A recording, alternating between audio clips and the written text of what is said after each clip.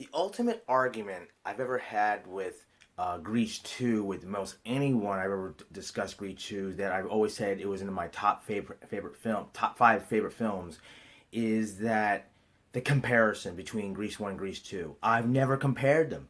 But the argument I've had, especially with coworkers that I ever discussed my favorite films, is when I say Grease 2 is one of my favorite films, they automatically attack and say, how can you compare it to Grease 1? Who's compared to Grease 1? You have to. Grease 2, yes, has been one of the most argumentative films in history as a sequel. And I really had to make this statement about I have never, ever compared Grease 2 to Grease 1. And the most of the actors of Grease 1 are disappointed in Grease 2. I just recently saw a video of Olivia Newton-John. She was disappointed. Even actress who was a star of Grease 2, Michelle Pfeiffer, did not like the film. There are those in the production and the cast who love Grease 2, but many of us are big fans of Grease 2. Do we or do we not compare it? The argumentative point of Grease 2 is the comparison compared to anything else about the film. Is the comparison to Grease 1. It is completely unfair to compare to Grease 1. Despite the fact it's supposed to be in the same time era, the 60s. I'm going to be discussing it in different parts about Grease 2 in this video. That it's, despite the era it's talking about, it's filmed about, there is a definite difference. That Grease 2 is more comparison to the high school I went to. In the attitude, atmosphere, the people, the students. It is very easy for me to compare it to the high school I went to. My high school experiences. That's how I would compare Grease 2. I would never compare to Grease 1. Many films, countless films, are in comparison and argumentative of the original and sequels.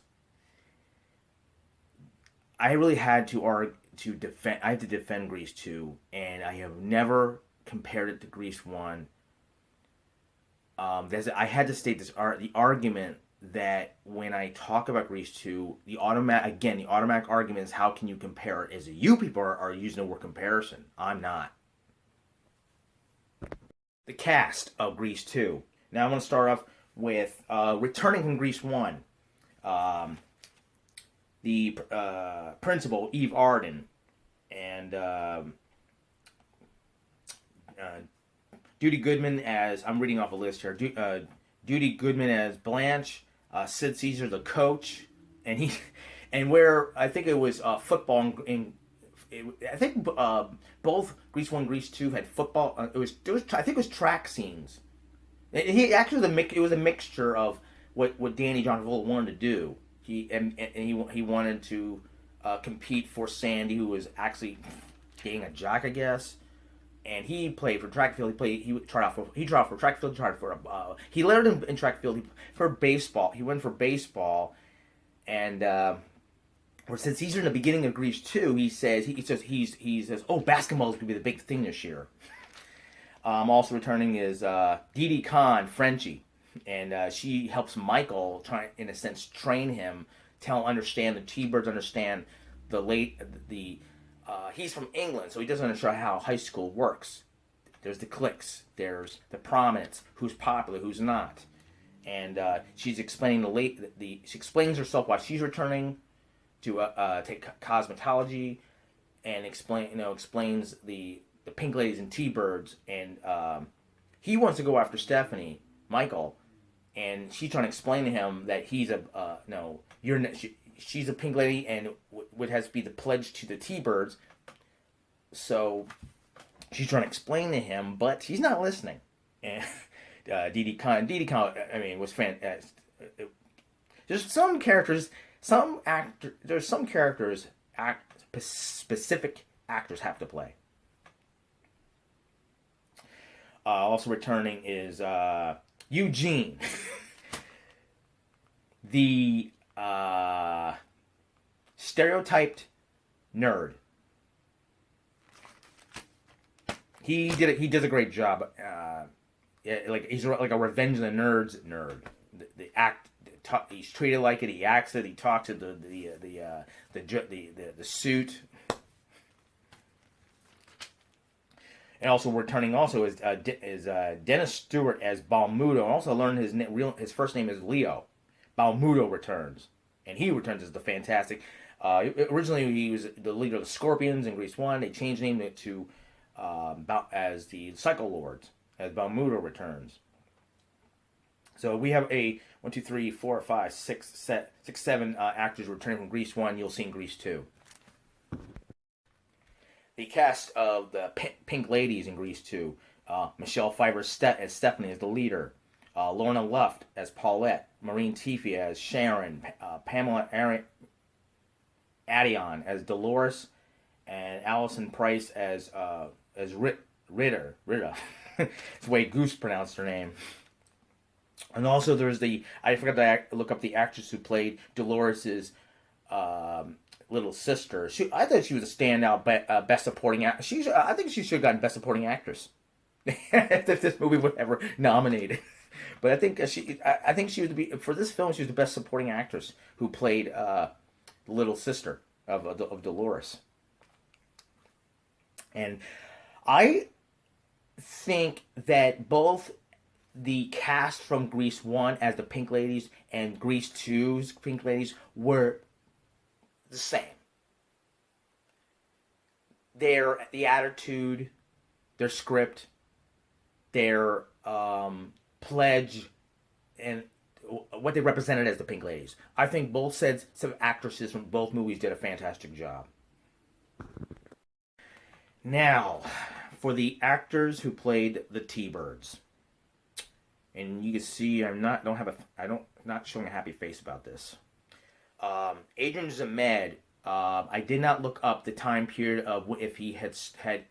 I know he was on as a rookie actor, also in drama, police drama, T.J. Hooker with William Shatner. I know he was his partner. Now I'm not sure if this was before or after. I didn't research that part, but I most remember Adrian Zemed as he played a partner to T.J. Hooker with William Shatner, that police drama show on ABC. He played the leader as Johnny Nagarelli, Peter French as Louis DiMucci, and Christopher McDonald Goose, Leaf Green, Davey. I found the T-Birds very disturbing. That they were very weak compared to, how many times I'm going to use the word comparison, and I've argued the comparison between the two films. I think it's the T-Birds. These actors they chose it wasn't a very good casting. Now I'm not disrespecting Adrian Zemed, Peter French, Christopher McDonald, Leaf Green. No disrespect to these actors. Maybe it was how they scripted it or how they were told to perform these specific roles. The one thing was disturbing also, there was a heavy amount of smoking in this film. It was more about the T-Birds did that. Now, I know John Travolta did. He had his own smoking scenes. But Grease 2, like I said, it represented the 1980s high school experience for me. I think the T-Birds were so weak, but they did represent the look, the 80s the extreme amount of smoking the 80s did. High school was drowning in smoking. 80s high school, oh hell yes. And the T-Birds did represent that. I also believe the T-Birds represented the weak. I'm not saying physically weak. The attitude was weak. They wanted to play badasses. They were nowhere near badasses. You could tell how many times did Johnny back off from Balmuto. Oh, he tried to stand up to him. He was wearing shorts when they first showed up on the track. They were confronting the Psycho Lords and Balmuto, and he's gulping like he's. Even when at the ball ramming, he runs off scared. They were so weak. I think this is one thing that hurt the film is they're not Danny and the T-Birds. Danny and Kinnicky and the rest of them, they were badasses. Grease 1's T-Birds were true badasses, representatives of the greasers of the 50s and the 60s. I don't want to disrespect the actors who played the T-Birds, but they were unbelievably weak, representing the they were supposed to be badasses and they weren't. Where Michael would eventually become the co-writer, he brought out the badass biker. Balmuto and his Psycho-Lords, the badass greasers, yes. The T-Birds were very disappointing. And I don't want to disrespect the actors. I don't know if they were told to do it, or they did it on their own, how they were scripted. It was disappointing. The T-Birds were very weak in this film. And I think that's what hurt the film the most. Even in many want to argue the comparison between the two films. The T-Birds really hurt this film. Now comes the not T-Birds, but becomes eventually in the end of the film a T-Bird. Maxwell Caulfield as Michael Carrington. He's an English student, a full A student.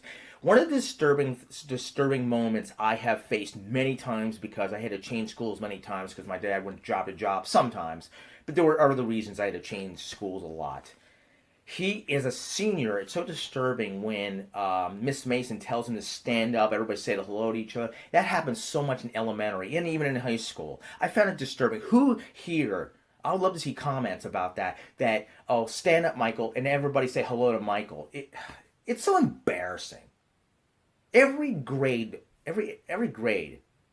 from probably 1st to 12th, if you come to a new school, I know you're coming in.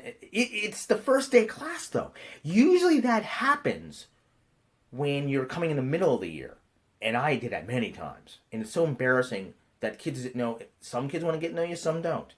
And you could see the kids in that class of the seniors did not care to say hello to Michael. But that was his Maxwell Caulfield, who was also a past soap opera actor. I think he did a very good job as Michael. Very timid, the complete opposite of Danny. And as my mother had said, they switched the roles from Grease 1, Grease 2. The two-man actors, they switched the roles. I agree with my mom about that. I think Maxwell Caulfield did a very good job as Michael Carrington. Okay, I'm going to discuss Grease 2's soundtrack, which I thought was fantastic. And I've always been I've tried to discuss the comparison of Grease 1, Grease 2. Grease 1 is also a fantastic soundtrack. Many of its songs are heard still on the radio. Incredibly popular songs. Never going to put down Grease 1 soundtrack. It was great. Everybody, it's so memorable, and it's used in parties. And many of its songs are so memorable that you want to hear their songs. Now, Grease 2. This soundtrack, to me, as all the film, the script, its attitude, atmosphere, I believe it delivers the high school experience that I had. And many of the songs are in comparison to that. It starts off with Back to School Again. Holy mackerel, holy cow, great song. Ever since when we had our son, when it comes to September, and getting up ready for his first day of school, back to school, I wanted to play the song, however I wanted, it's on a tape, a CD, however I could play it. I wanted to wake him up to back to school. I thought it was a fantastic opening to this movie. It's such a great song. They should play this on the radio. Whatever radio we hear now. I thought it was so well written. The cast, it was such a fantastic opening. And I don't want to use the word comparison to how the first Grease opens with Grease is the Word, which was a great song for its opening for that film. Now, you have a next generation of a next class, if you will, the next senior class. That's what Grease 2 is about. So the song is called Back to School Again. So you're returning to school, and the cast is saying, senior year, the home stretch. The song fit. Back to School, it fit. Now, during that song, they're all, getting back together. All the friends are getting back together. The Pink Ladies, the T-Birds, are all reuniting, but we're meeting them for the first time at the next generation class. The girls, the Pink Ladies, are, as I'm reading off some notes, they're saying that their leader, Stephanie, is kind of late. She's apparently going to show up on a bus rather than have her own car.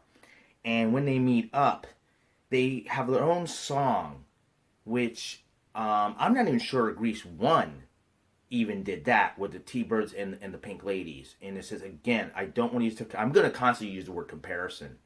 There are definitely differences, positives, negatives, pros and cons. But the Pink Lady, Michelle Pfeiffer and Stephanie and the rest of her Pink Lady cast, which I'm going to be discussing in another video, including on this, is the Pink Lady Pledge. And it was Frenchie talking to Michael that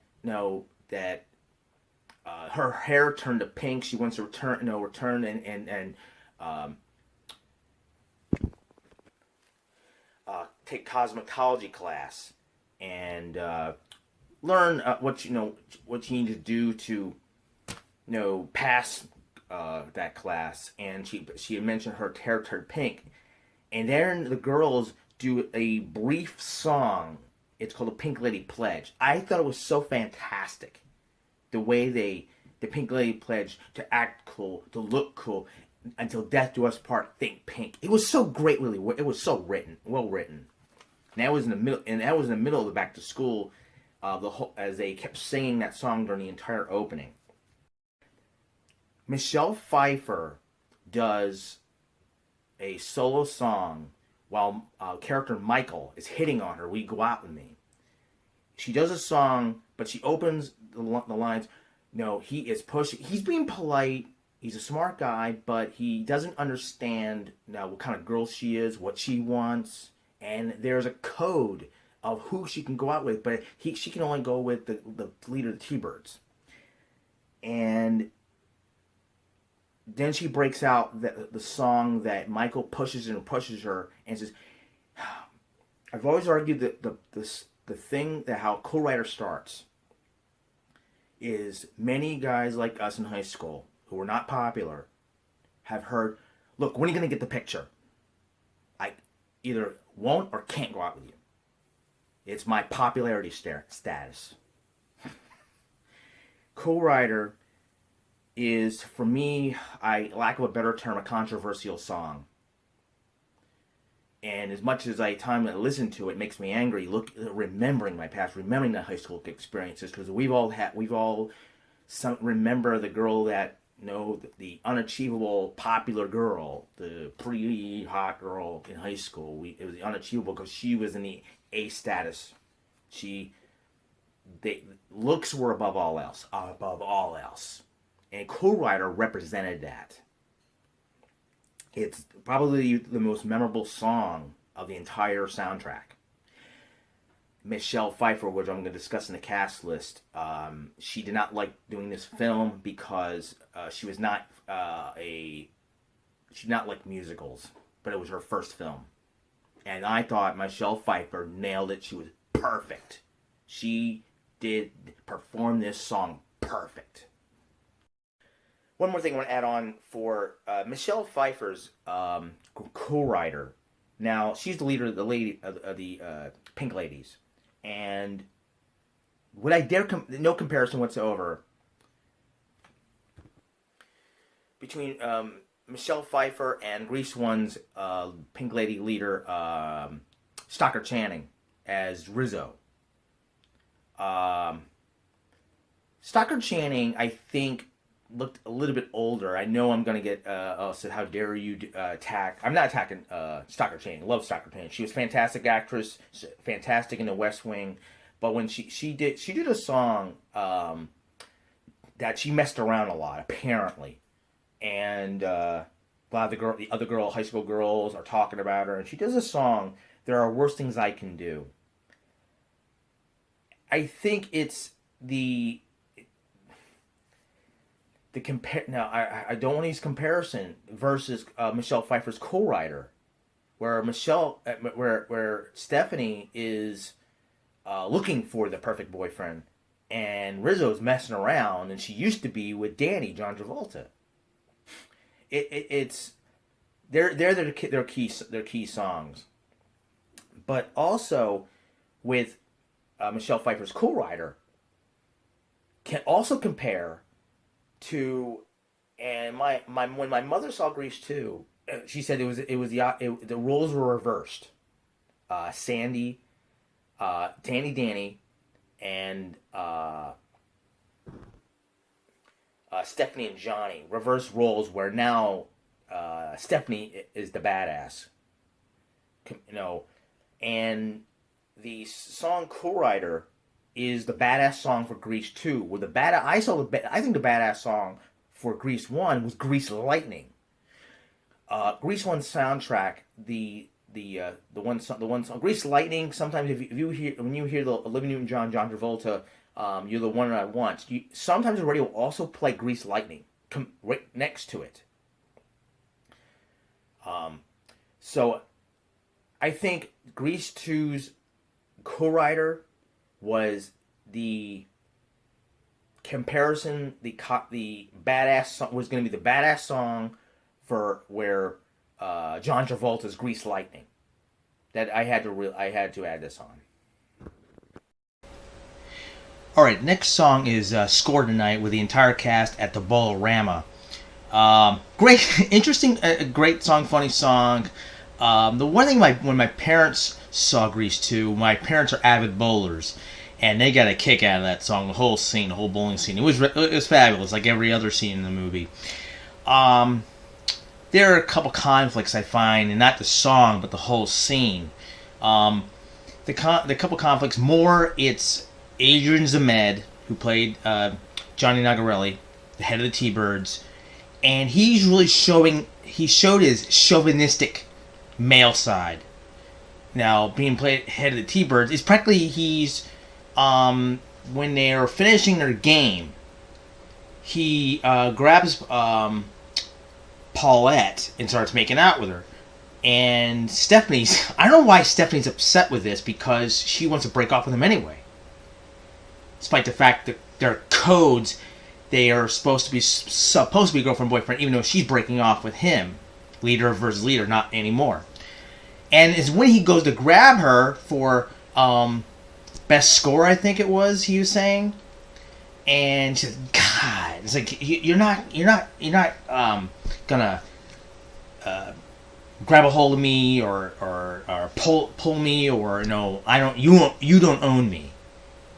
And the T-Birds and Johnny are really, whoa. It's just like, no, yeah, I do own you, and says, no, I can take you whenever I want. And it's his chauvinistic side that's what separates Johnny Nagarelli from Danny in the Grease 1. And I told, man, the comparisons, there are definitely different comparisons between cast characters. And I said, I'm not fond of the T-Birds in Grease 2 at all. And Johnny's character is very chauvinistic, where even the original T-Birds with John Travolta and Joff Conaway, they're playing badass greasers, where Johnny and his T-Birds, Goose and Davy and Lewis, they're more harmonic. They're showing their hormones,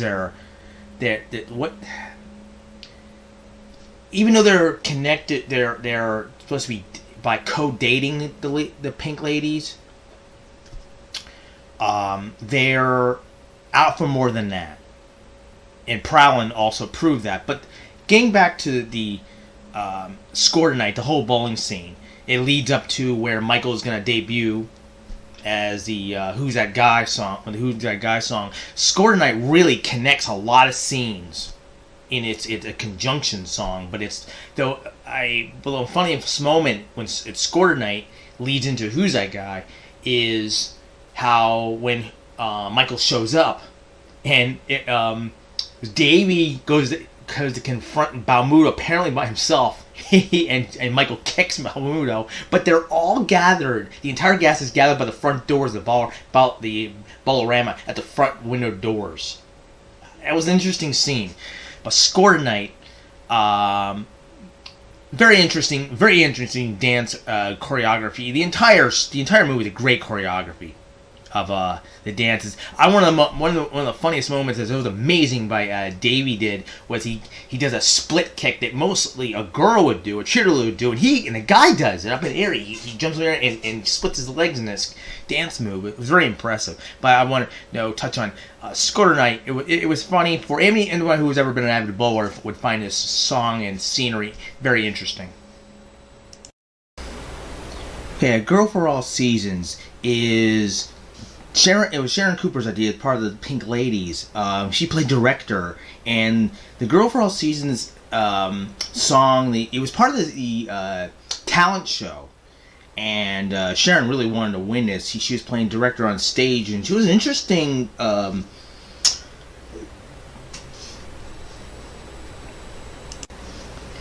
Played a significant part of this movie. With all the Pink Ladies involved, Sharon Cooper as the director, she was going to play Spring.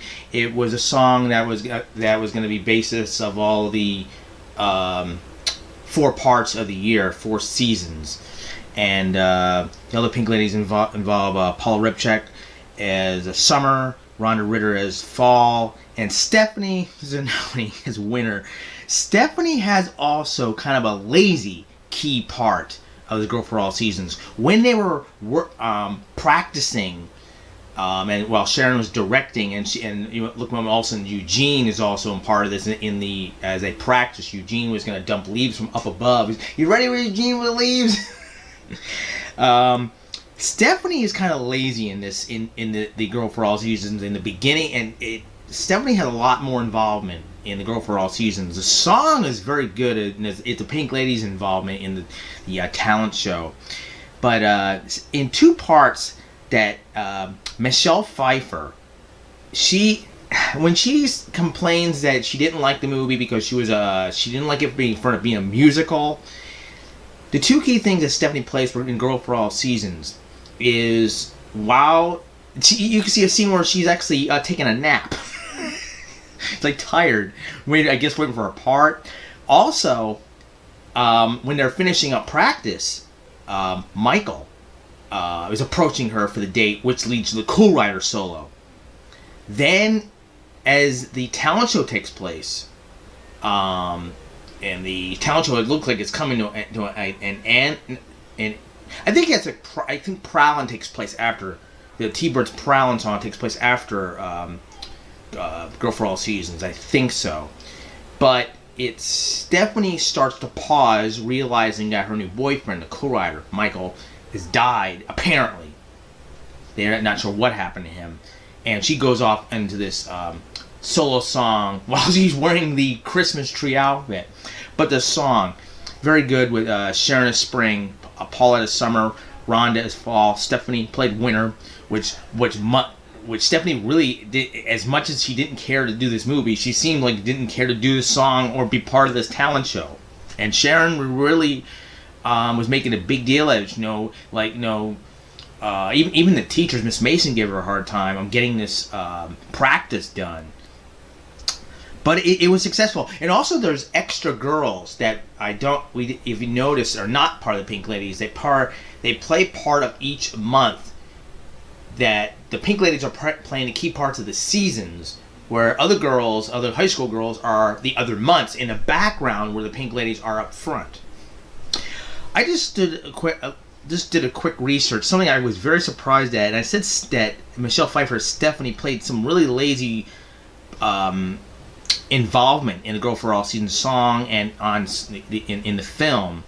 That I just learned that there were 2 other major actresses. A singer actually went out for casting call to play Stephanie Zanoni. Christy McNichol and Pat Benatar. Yeah, Pat Benatar was a big surprise when I just read this. Christy McNichol was more of I think in the 70s, early 80s kind of a coming of age kind of star, an actress. But Pat Benatar, major rock star from the 1980s.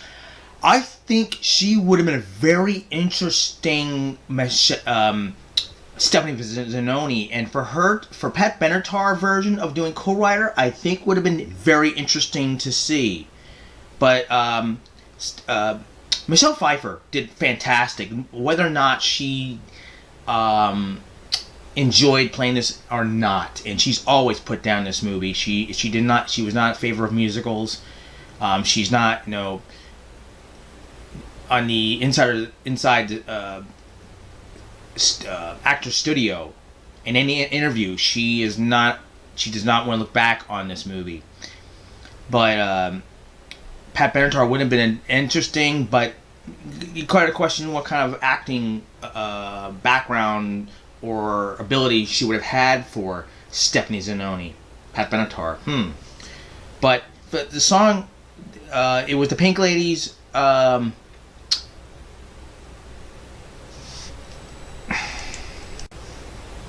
Involvement for the talent show, and it was Sharon Cooper's idea, and she played director. She really put herself into the directing role, and the other girls, as much as they want the other Pink Ladies, they want to it's work together.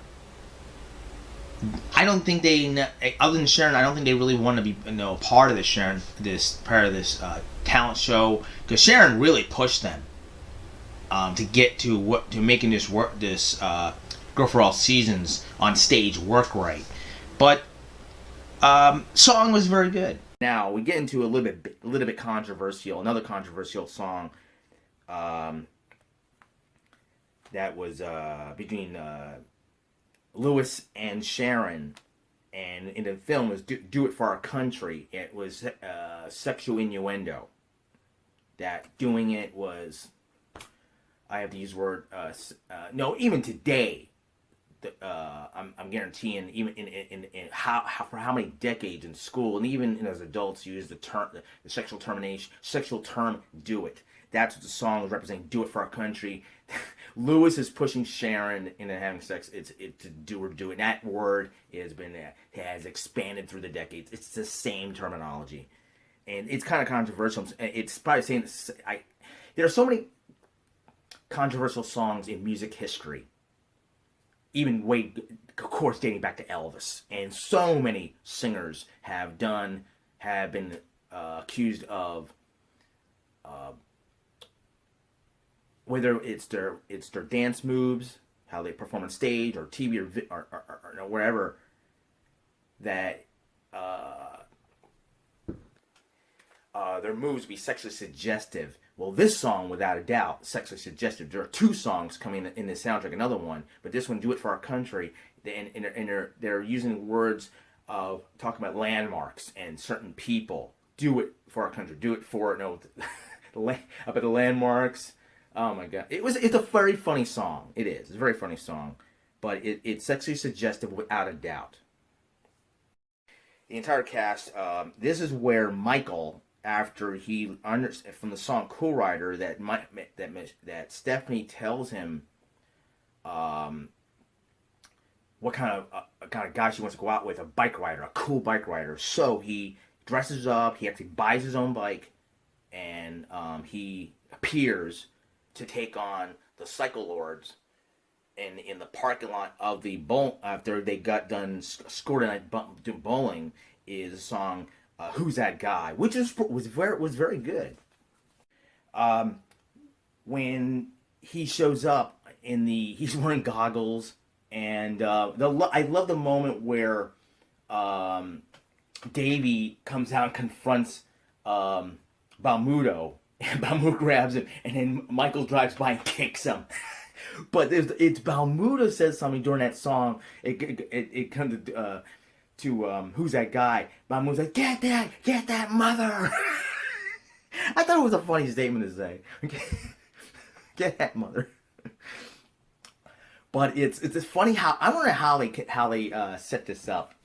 That at the doorway of the Bolorama, the T-Birds and Pink Ladies aren't stacked up on top. They're all pushed against the door, watching Michael take on the Cycle Lords. It was a great song, and the only thing, I would argue, the song's fantastic. It's not only the song, but the movie scene is again like a Clark Kent Superman. Where Clark Kent's wearing glasses. Nobody can tell he's Superman. okay, he's wearing a helmet, he's wearing goggles, and they're bringing that up in the song. We don't know who this guy is, and really Stephanie falls head over heels as he's this girl. I made this girl, jump around over her bobby socks. Who's that guy? Is a great song. But the cast and Max Caulfield, Michael. Oh man, great! Another great song. The next song on the list is "Prowlin" with the T-Birds. Now the thing about "Prowlin," it's kind of I wouldn't say weak, but it was trying to show their chasing the girl and compare. It's really a disturbing how they're the type of girls they want. Compared, they are supposed to be pledged. They're the girlfriend, the T-Bird's girlfriends are by code, by high school code, Rydell High School's code. The T-Bird's code, the Pink Ladies are pledged to being the girlfriends of the T-Birds. The T-Birds was the boyfriends of the Pink Ladies. So what's strange about Prowlin that they are talking about girls are actually want, and they know it. I would call it a vague stalking song, very vague. That I wasn't really a huge fan of this song. It's just comparison. It's a comparison to what kind of guys they actually are. They're not badasses. I want to describe as punks. Yes, they are. Oh man, there are some pros and con comparisons between the two films, and it's without a doubt the T-Birds, and I'm going to discuss that in the actresses of the film. Prowlin really shows what kind of guys the T-Birds are in Grease 2, what they actually want, and their affection for the Pink Ladies in Grease 2. It's disturbing now they show affection, but Prowlin really proves they're not. They're skirt chasers. They'll what they actually want in a girl versus who they have, and they're not. And I don't think they're acting as the pledge, as the Pink Lady pledge was. So Prowlin contradicts that code of the girlfriend-boyfriend code between the Pink Ladies and the T-Birds. Okay, the next song is it's funny as hell.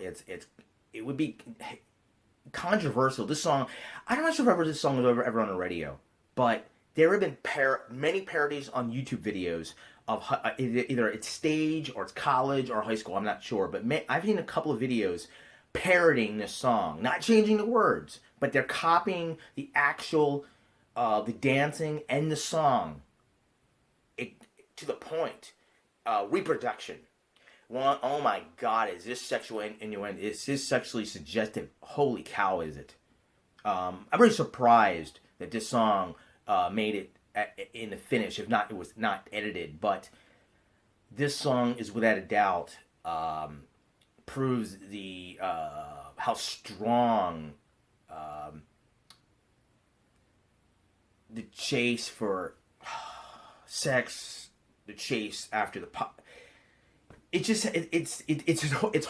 the strength of hormones, and if you watch the film and how it's I'm gonna say reproduced, how it's I'm gonna say reproduction again, how it's redone by these other stage on YouTube. I said, like, I'm not sure if it's college or high school or stage. These other actors, they recreated reproduction, and it's sexually suggestive, but it's talking about biology and hormones and what we all go through, But it's an incredibly funny song. Whether it's the YouTube stage version, you could see a couple different videos on it, and the movie version. It's an incredibly funny song. I'm not sure if it ever got played on the radio, if not once, but it's very a factual song about sexual biology. It is. It's just how high school students would think. Okay, the next song I'm not as a fan of. It was Maxwell Caulfield's Michael. He does a song called Charades. This is the only song I wasn't a super huge fan of. It was kind of boring, but I can understand he was talking about that he has to keep hiding himself. He doesn't think Stephanie would accept him as the smart, good-looking guy. She wants his cool rider, and he has to keep playing this cool rider role, the goggles, helmet. She can't see who he is. And he knows he has to keep playing this role. How far can he keep carrying this? And he's so upset about it. He wants to show her who he really is without the goggles and helmet. And Charades is explaining that. It's really difficult for him. So I just honestly found it boring. But it's the one song I was not a fan of in this soundtrack. Good song, but I wasn't a fan of it. Next song is Love Will Turn Back the Hands of Time. Now this takes place in the talent show that the entire school the principals, all the teachers, parents or whatnot. You can't, but they're all in the audience, and it happens as the pink ladies are doing their part of the talent show, Girl for All Seasons, and Stephanie has apparently lost the cool rider. He got chased off by the T-Birds, and they think he's dead. So she's so upset she lost this new boyfriend of hers. She breaks out in the song "Love Will Turn Back the Hands of Time." It was a fantastic song. It's just she's so upset she doesn't know what she's saying. It was a great song. It's upsetting, and they do a kind of not a flashback, but a future that she can see him in heaven. And it's an upsetting song. I wouldn't say upsetting, but it was another good song in the soundtrack. After the Love Will Turn Back the Hands of Time, the talent show comes. They have a high school luau, and in a sense, it's their prom, and it was called Rockahua Luau. I wonder whose idea was to do this Hawaii prom theme. Honestly, it's funny. It has its funny moments with all the cast. A strange song, I find it, but it's next to last song. It's a strange song. In the interesting scene where Michael has to Michael returns, reveals he's alive. He takes on the Psycho-Lords by himself, and then reveals who he is. And the song is very brief in the movie. You probably hear it full in the soundtrack. The song Rockahua Luau is very brief, where mostly it's the film scenes. A Hawaiian themed prom. Rockahua Luau. It's memorable. Again, a Hawaiian prom theme outside. Okay. Now to end Grease 2 soundtrack is "We'll Be Together," another great song that Stephanie comes to realize that Michael wasn't dead, the co-writer wasn't dead. He reveals herself, and now now she's accepted. She does accept him, without the goggles, without the helmet. Accepts him. He's a smart guy, good-looking guy, and they're both head over heels in love with each other. And I remember the song so well that I played it for the girl I was chasing in high school. She liked it. Again, I said Grease 2's soundtrack was such a comparison.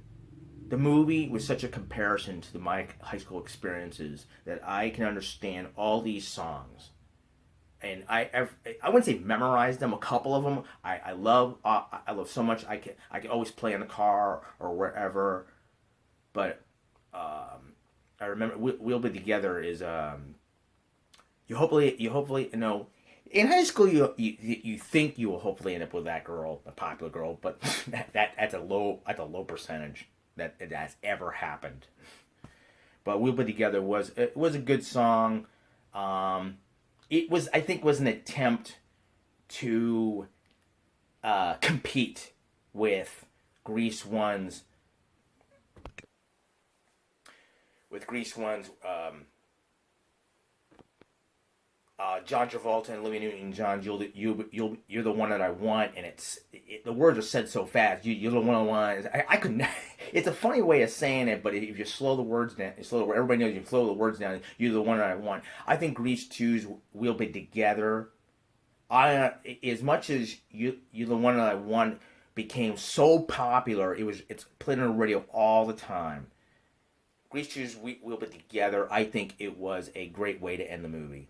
You know, the sound as much as Grease One's soundtrack is copied and it's resung by it originally there was a Grease Broadway musical, and the actors did a great job of redoing it on Grease One soundtrack, and that's why Grease One soundtrack is so fantastically remembered. Grease Two had a great soundtrack, and we as the fans of Grease Two, love every song. It would we say it was the sequel? I think it's a movie that stands alone. Yes, it's a sequel, but I think it's a standalone movie for us, the fans of Grease 2. So I think "We'll Be Together" was a great ending for this movie.